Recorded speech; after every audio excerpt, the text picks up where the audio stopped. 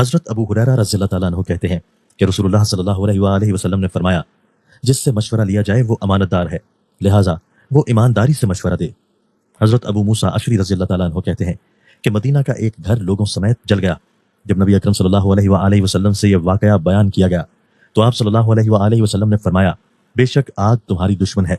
لہٰذا جب تم سونے لگو تو آگ بجھا دیا کرو۔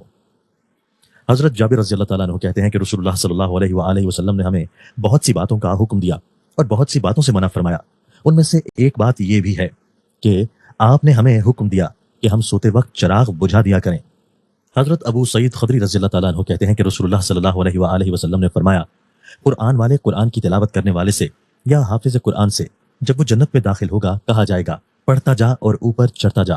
تو وہ پڑھتا اور چڑھتا چلا جائے گا، وہ ہر آیت کے بدلے ایک درجہ ترقی کرتا چلا جائے گا، یہاں تک کہ جو اسے یاد ہوگا وہ سب پڑھ جائے گا۔ حضرت انس بن مالک رضی اللہ تعالیٰ عنہ کہتے ہیں کہ رسول اللہ صلی اللہ علیہ وآلہ وسلم نے فرمایا،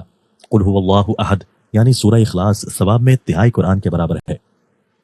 حضرت ابو برزہ اسلمی رضی اللہ تعالیٰ عنہ کہتے ہیں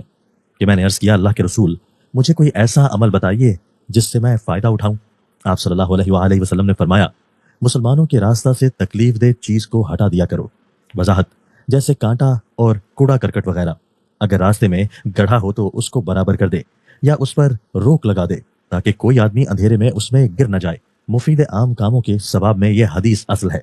جیسے سڑک کا بنانا، سڑک پر روشنی کرنا، سرائے بنانا، کنواں بنانا، یہ سب اعمال اس قسم کے ہیں۔